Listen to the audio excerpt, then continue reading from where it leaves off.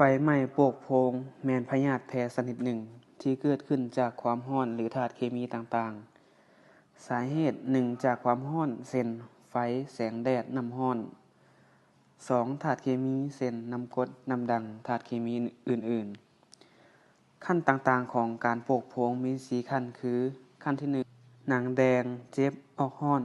3-4 มื้อสามารถดีเอง ขั้นที่ 2 หนังโพองขึ้นมีน้ำใสๆอยู่ใน เจ็บและออกร้อน 7 มื้อสามารถดีเอง ขั้นที่ 3 หนังจะถึกไหม้หมดสามารถเห็นกล้ามซี้น คนเจ็บจะเจ็บหลาย ออกร้อนแรง เลือดจะซึมเรื่อยๆ ขั้นที่ 4 จะไหม้ทั้งหนังและกล้ามซี้นจนเห็นกระดูก เจ็บหลาย ออกร้อนแรง เลือดจะซึมออกเรื่อยๆ การปิ่นปัว 1. ถ้าเห็นคนเจ็บถึกโปกโพรงย้อนความร้อนและธาตุเคมี ควรบรรเทาความร้อนออกจากปากบาดด้วยการเอาน้ำสะอาดทอกใส่ค่อยๆ หรือล้างใส่ก๊อกน้ำลิ้นใส่ค่อยๆ 2. ป้องกันบ่ให้ช็อก 3. เอาผ้าอัดเสื้อที่มีหรือผ้าสะอาดปกปิดบาดแผลแล้วส่งโรงหมอด่วน